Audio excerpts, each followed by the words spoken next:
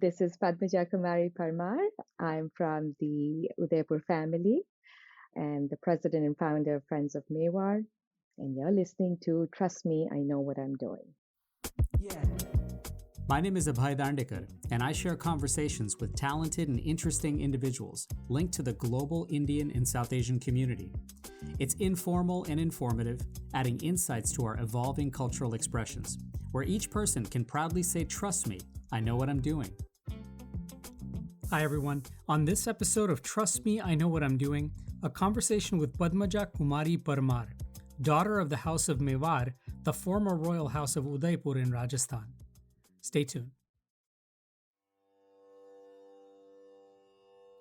Dynasty, legacy, heritage, culture, and values. These are words that actually live in each of us, as in our own way, we're all constantly synthesizing information and learnings from the past into present actions and outcomes. And those words also often serve as powerful motivations for the future. And speaking of motivation, thank you so much for listening to this and for sharing it with your friends and family. If you've been enjoying these, thanks also for rating, downloading, and subscribing wherever you get your podcasts.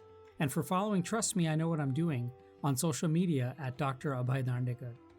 Now those words, dynasty, legacy, heritage, culture, and values, they certainly resonate for those in the diaspora, living outside of India and South Asia, as much of what tethers us back to the geography lives through a very dynamic evolution.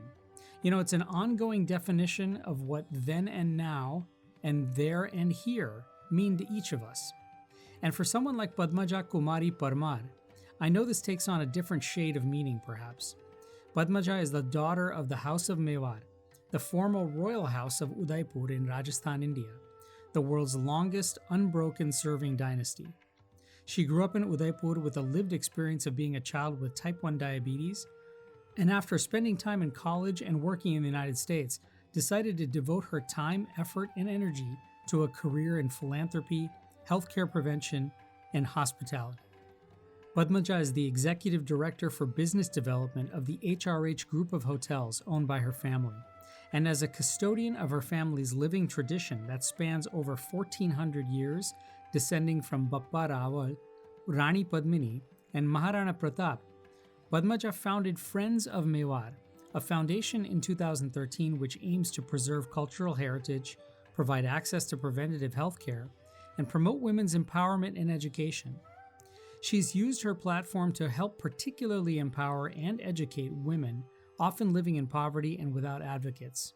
She's also helping to counter medical stigma and disinformation and preserve the cultural heritage of Mewar through research, art exhibitions, and conservation.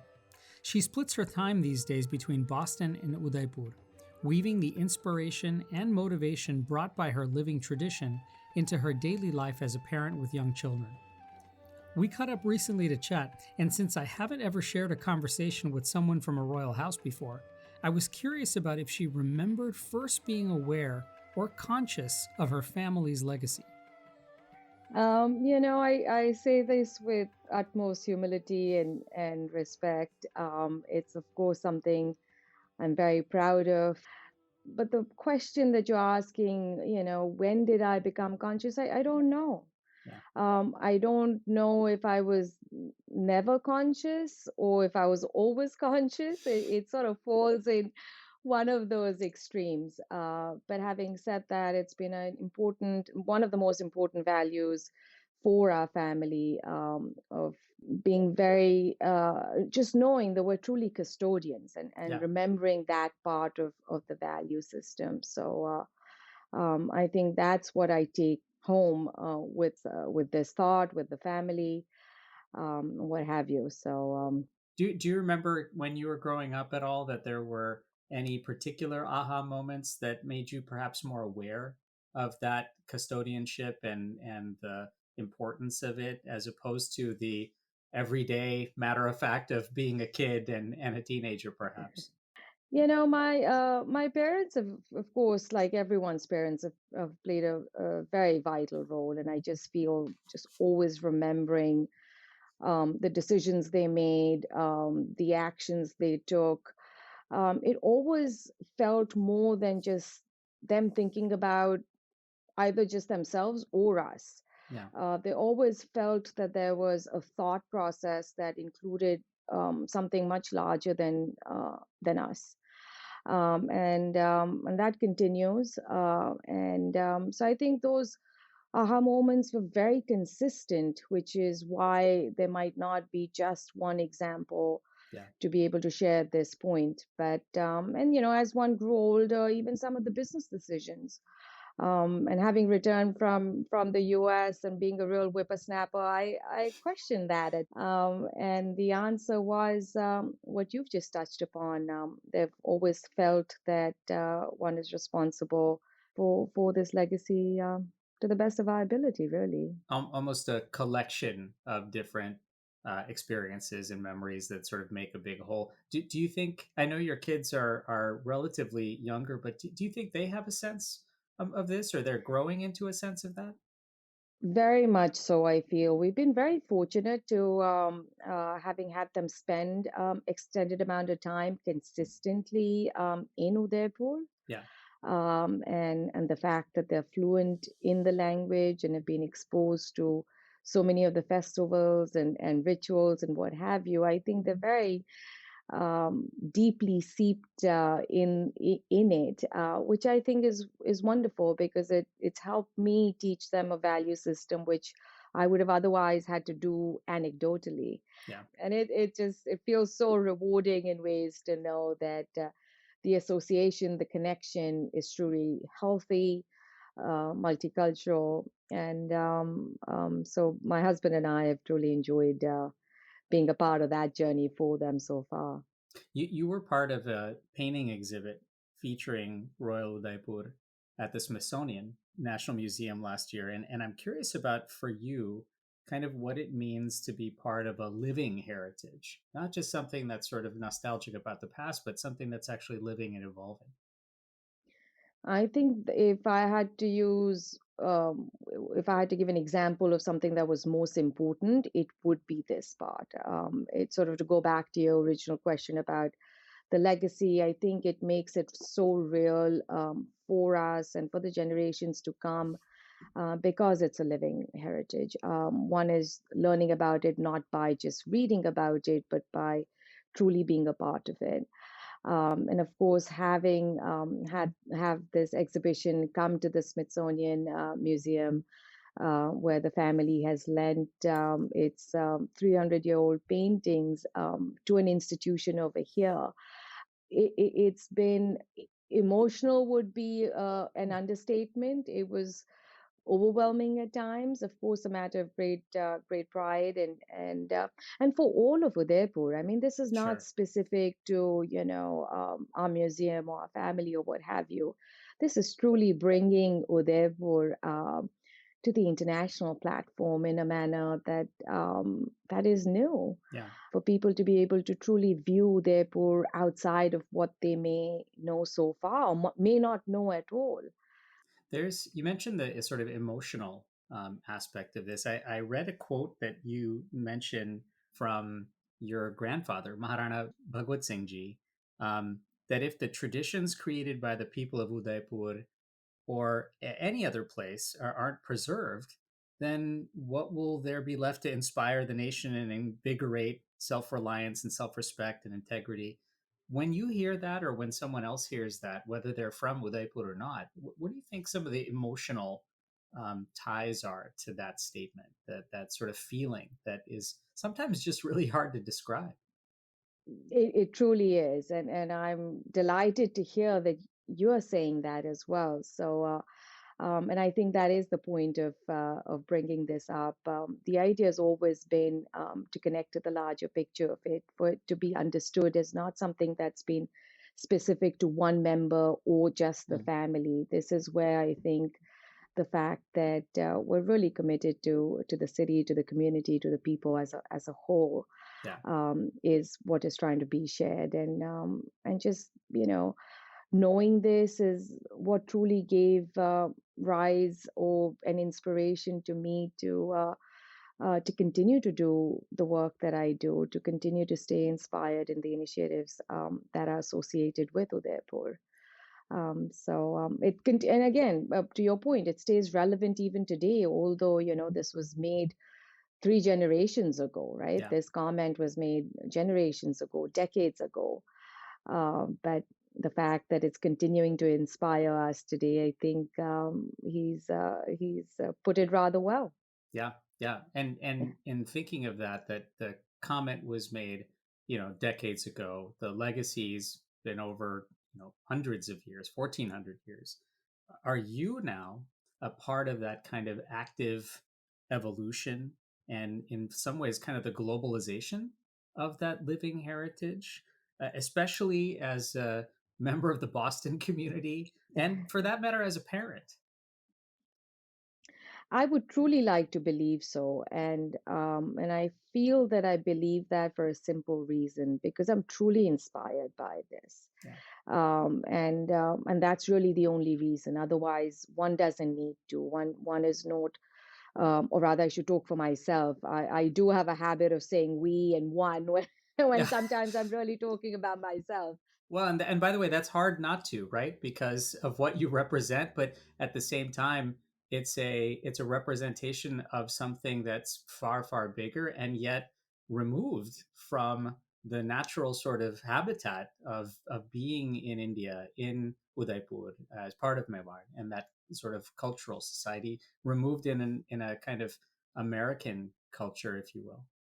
Exactly. I mean, physically being removed, and which is why I feel that unless, and this goes for anyone trying to do work of this nature, unless you're inspired by it every second of every moment, it makes it irrelevant. Yeah, Um, so, um, so to come back to your specific point, I feel very connected, and I feel connected because I feel inspired. I feel inspired by the people of Udaipur. I feel inspired by the sort of work Udaipur is doing. The landscape, which is one of the most popular aspects of Udaipur, but thanks to these paintings coming here, there's so many other parts and attributes of Udaipur that are coming to light. yeah. You're listening to Trust Me, I Know What I'm Doing. After a quick break, we'll come back to our conversation with Padmaja Kumari Parmar. Stay tuned. Conversation. It's the antidote to apathy and the catalyst for relationships. I'm Abhay Dandekar, and I share conversations with global Indians and South Asians so everyone can say, Trust me, I know what I'm doing. New episodes weekly, wherever you listen to your podcasts.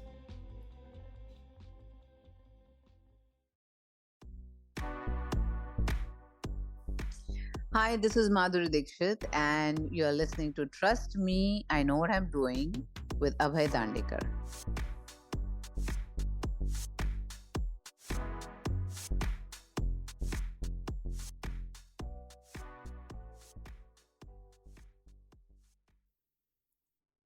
Welcome back to Trust Me, I Know What I'm Doing. Let's rejoin our conversation now with the founder of Friends of Mewar, Padmaja Kumari Parmar. Do you think of this, and I think you've shared this, and being inspired by it probably is obvious, but in a way, I imagine that the culture, the people, it's part of your extended family, and therefore it sort of fuels a lot of inspiration.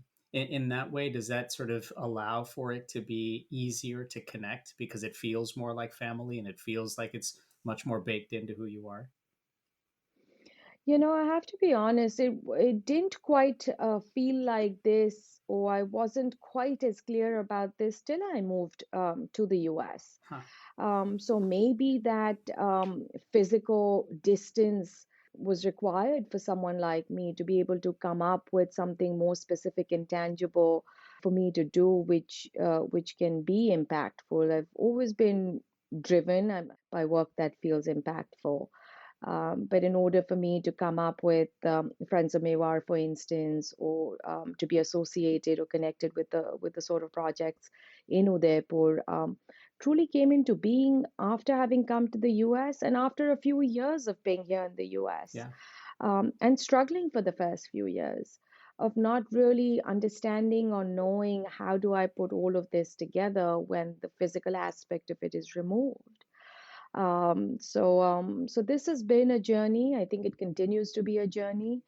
I feel I've overcome the struggle aspect of it, or the lack of clarity, all of which I went through. Yeah. And I was pushed on it also by people. So I think it hasn't been a straightforward road. Yeah. Have I always known that it was going to end up like this? No. It's almost like it feels like it needs to be nonlinear in order for it to actually grow and mature and evolve. And it's interesting that, perhaps the distance or the being away from both your, close family and your extended family of Udaipur required, almost it was required to have that step in between. Um, and I don't know if now at least it makes visiting or participating in this kind of work that much more meaningful.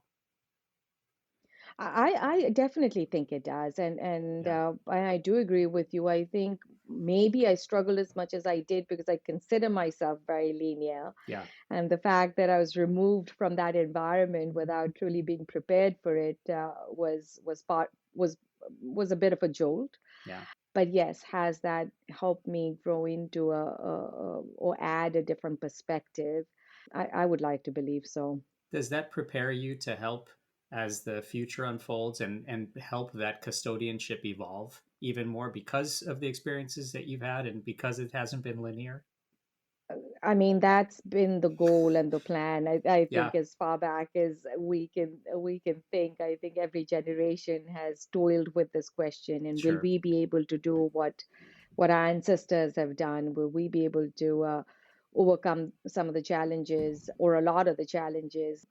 Will we be able to survive another 1400 years? These are questions that I toil with almost every day, and it helps me clarify my actions, right? Yeah. Because it has to fit into that mindset without taking the fun away, right? I mean, and Right. I do have some of that tendencies as well. Like I can get quite serious. You probably picked up on that a little bit, but I remind myself that for something to sustain, there has to be a level of interest and lightness and fun and what have you. And It's hard to motivate if you are not really rewarded by that joy and that fun and that idea that it gets some sort of cyclical rejuvenation all the time. And oh, forget absolutely. about 1400 years. Congratulations on 11 years of running Friends of Mewar. That anniversary must be really special, and hopefully there's lots more of those. What have you learned in those 11 years about that kind of extended family of people, and particularly women, in some of the more rural areas of Udaipur, and just sort of that experience overall? Have there been some particular lessons that have surprised you? I think a lot of the lessons have surprised me. And again, mainly because I wasn't quite coming into it with the amount of clarity I have now. I didn't quite have that then. Yeah.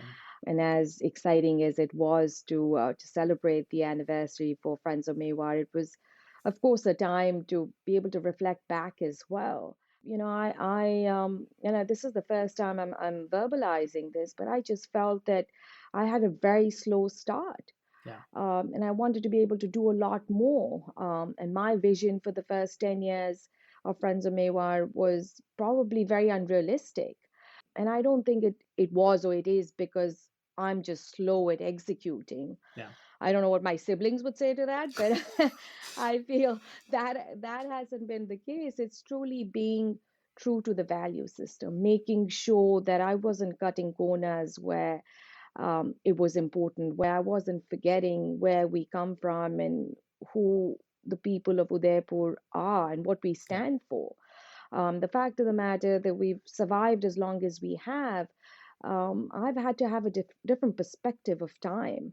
Yeah. And that was a big learning lesson, right? I mean, I have friends, I've had friends who've been able to do things in a much shorter period of time.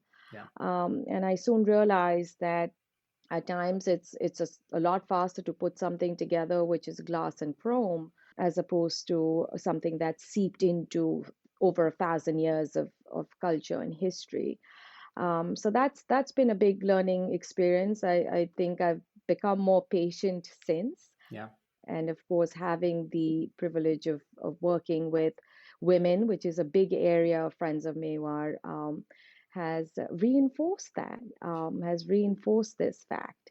Does the patience that's required that you've gained over those, years and learning that, and kind of an important lesson, how do you balance that with some of the issues and some of the barriers that are just so pressing, that are so, they require such immediate attention, particularly when it comes to dissolving some of those important barriers that exist for women, for children, for health, especially in some of the rural areas? That must be a struggle for sure. That yes, it requires patience, and yet there's still such an urgency to some of these things. Oh my, you've hit the nail on the head, Abhay. You're absolutely right. There's certain aspects. How do you say to that, oh, let's just wait 6 months, Yeah, or let the funds come in, and then we'll put this clinic together, which is, almost 50 miles away from anything even close to being a clinic, and one can't. yeah, And I'd like to believe at times like that, and for decisions of this nature that was speaking about, where time is a privilege, not a choice, I have enough wisdom and wherewithal to expedite and accelerate. And to go back to what you were talking about, I mean, these are some of the aspects that I've truly learned from the work I've done with women, yeah, to be able to have that balance and to be able to have that wisdom and to bring it at moments and times when it truly matters. And you don't want to be burnt out at that time, right? I sure, mean, you want to be able to have and conserve your energy for moments of this nature. I feel that I may have had an early start to that because of my own condition with type 1 diabetes. yeah, I was diagnosed with that at age 5 back in 1985 in Udaipur.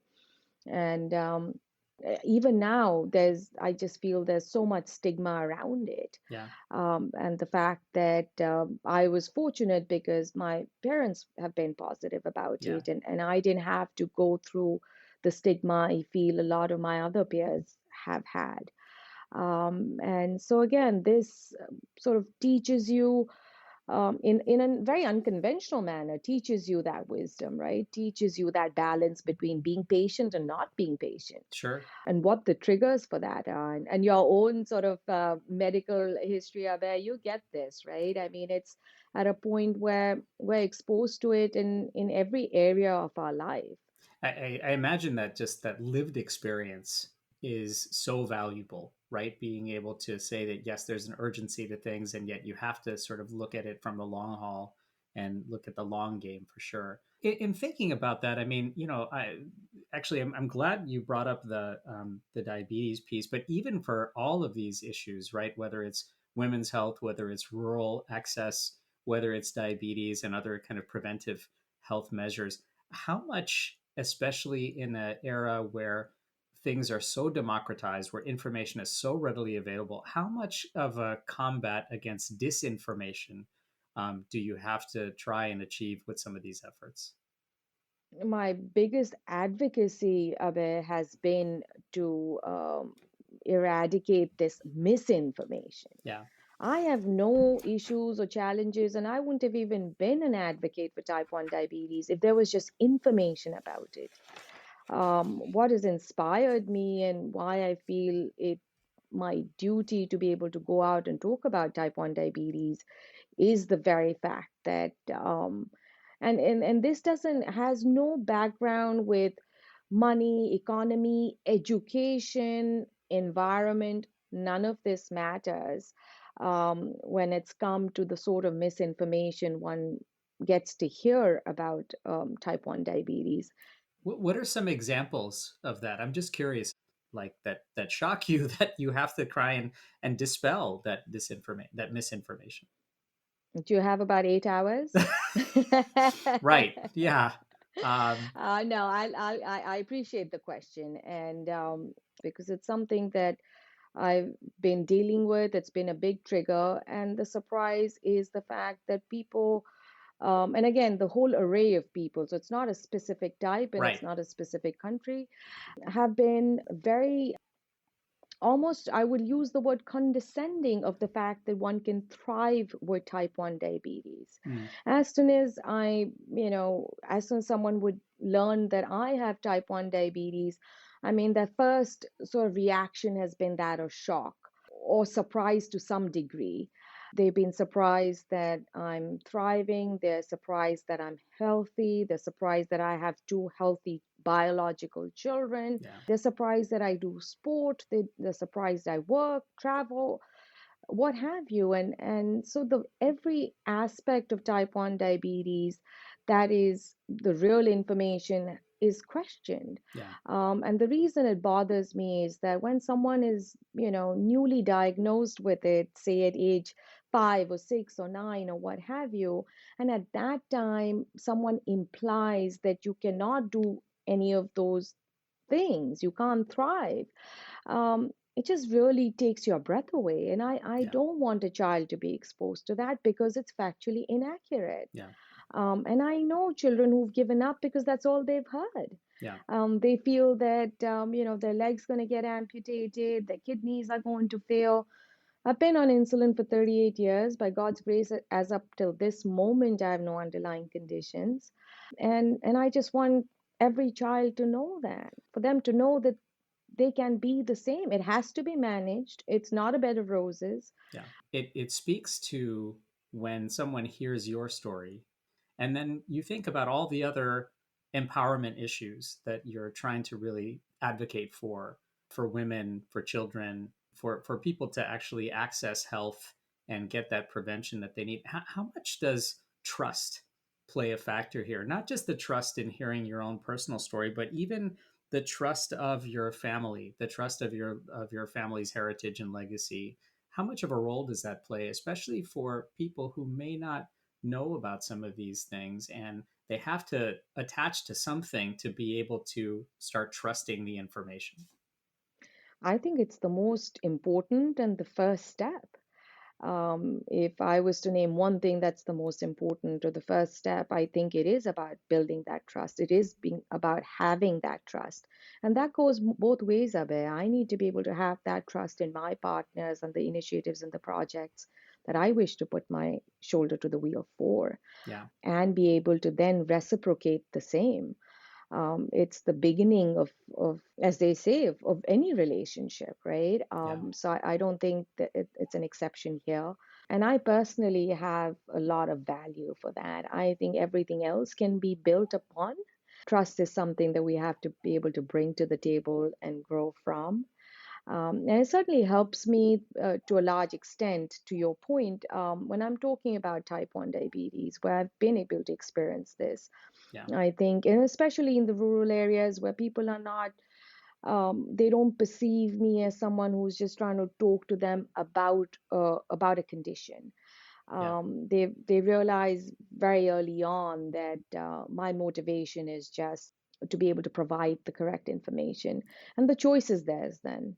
Does that require a lot of community embedding in the sense that like you really, really need to be on the ground? You need people who are living and working and being in the community so that that relationship develops faster and stronger and solidifies that much more.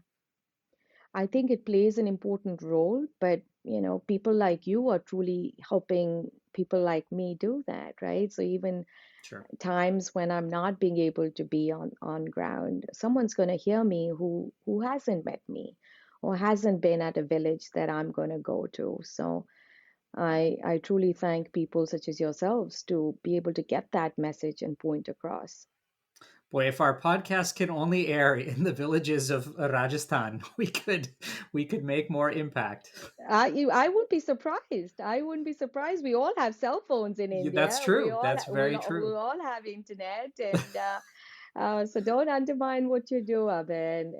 And I mean that brings a great point up, right? Being able to be in philanthropy and ensuring that the mission stays consistent and constant, and the vision of your foundation is ensuring sort of long lasting relationships. I imagine that cultivating that relationship with people on the ground is vital to the work.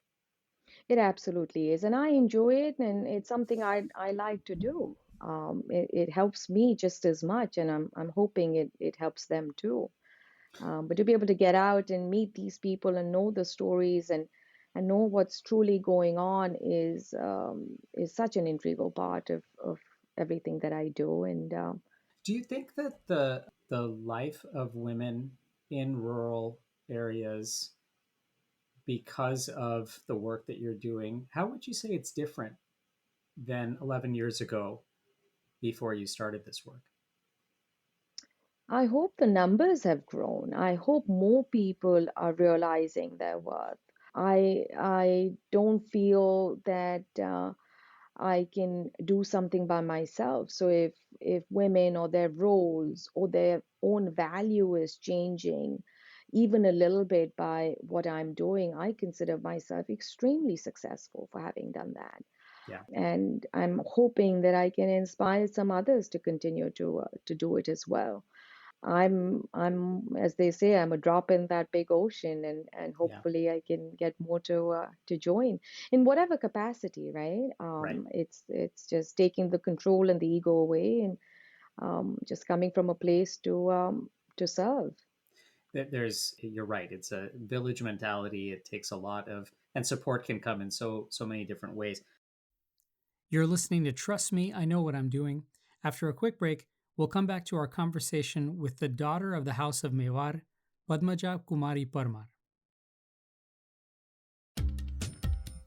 Every story told is a lesson learned, and every lesson learned is a story waiting to be told.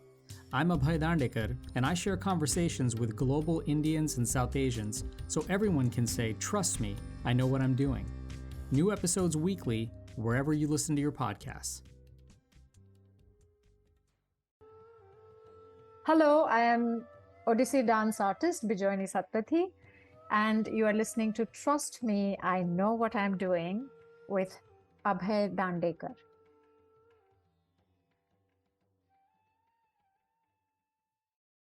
Hey, you're listening to Trust Me, I Know What I'm Doing. Let's rejoin our conversation now with Padmaja Kumari Parmar. There's quite a contrast, of course, between those challenges that are deep in rural, very impoverished areas and trying to, in fact, empower women and children, and then being a part of the historic resort hotels group that is, of course, something that you have to marry on a daily basis. So, how do you kind of, in some ways, merge and synchronize those contrasts to be able to be an effective leader? That's a great question, and I don't think I've been asked this before. And the answer I believe is simple, at least in my mind. I feel these aspects truly dovetailed into each other.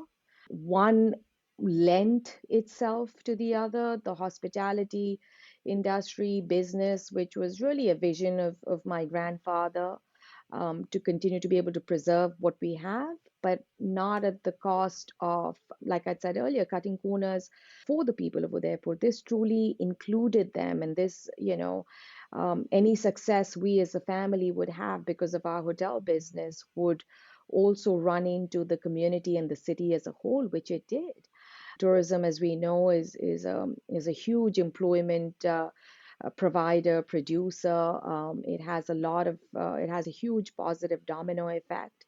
And the fact that the people in the city, in Udaipur, were also benefiting from it, it continued to build that trust that we as a family will always remain committed and focused to doing things for the entire town, not just for the family. And the foundation and the museum in Udaipur have had a similar effect.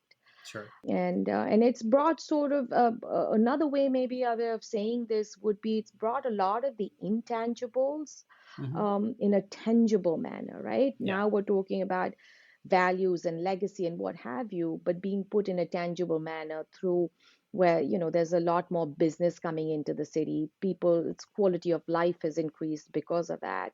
So Sure. it's actually been a marriage of our values as well as the ground reality, and that's aligned. I wonder if, in that spirit, then does giving and philanthropy and investment in the community, is that the main vehicle for a House of Mewar to stay relevant in 2023 and beyond? I think it's definitely something that's most important to us at this point in time. I have a feeling that, in 936, my ancestors thought about the time then and made decisions based on that. And we've been able to continue by knowing that change is the only constant and not to fear that. So at this point, given the globalization, given the state of affairs, the worldly state of affairs, if we can be focused on our philanthropy, if we can be focused on our business in a manner that's truly aligned, it'll certainly help. Yeah. Will that change in the next few generations? I expect so. And I Yeah. hope that whoever is there then can continue to think on their feet and realize what the values are, but change and adapt to what the requirement is. We're talking about this now and we're sharing this conversation about all the amazing work that you're doing and this relevance and the idea of cultural richness and heritage. And in a few hours, you may be having to go and pick up your kids and have dinner with them at the dinner table. And I'm curious for you, do you have daily reminders or even signature moments that are small or big or whatnot that remind you of the fact that you balance being an Indian American with this amazing cultural heritage?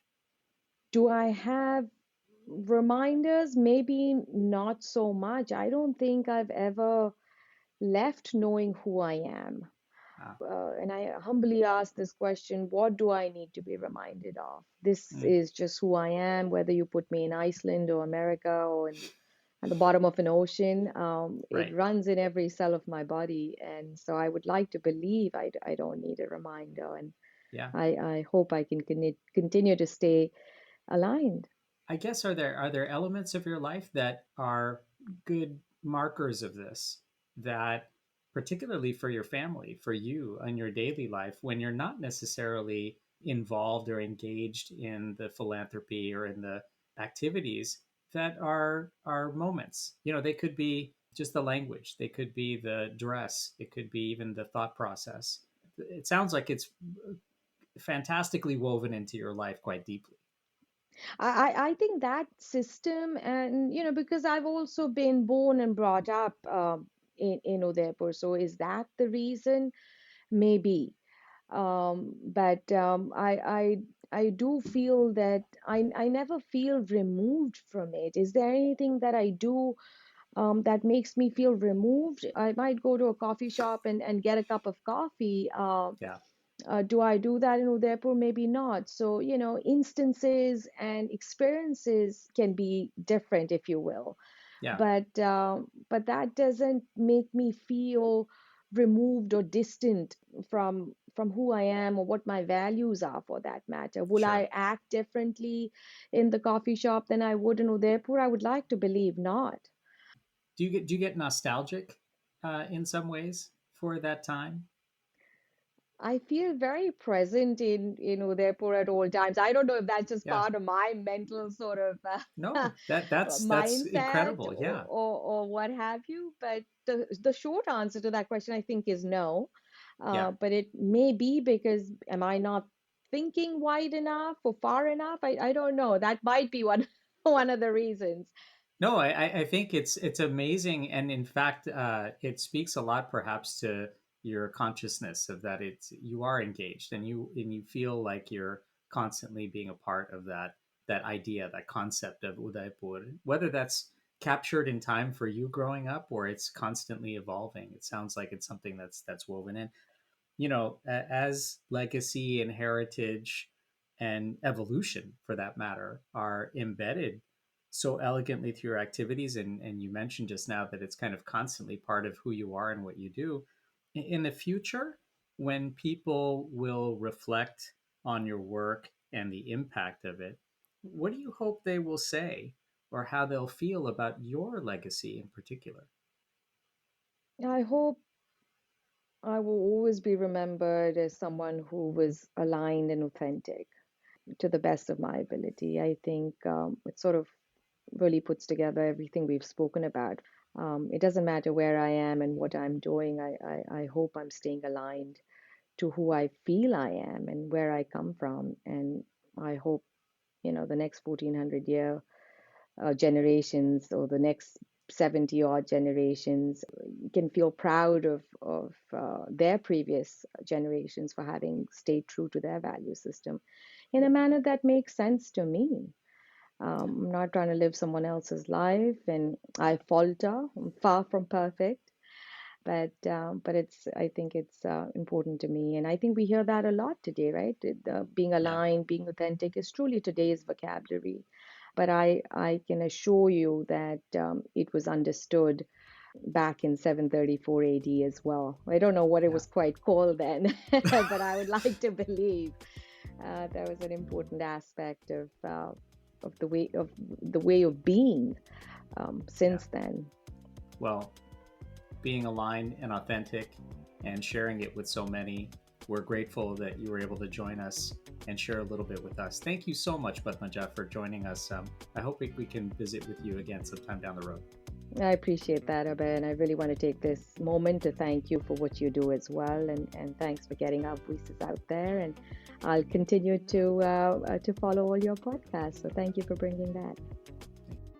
Thanks so much, Padmaja. And you can find out more at friendsofmewar.org. Thank you so much again for listening. And if you're enjoying the podcast, please share and spread the word, and any rating or review is much appreciated. Till next time, I'm Abhay Dandekar.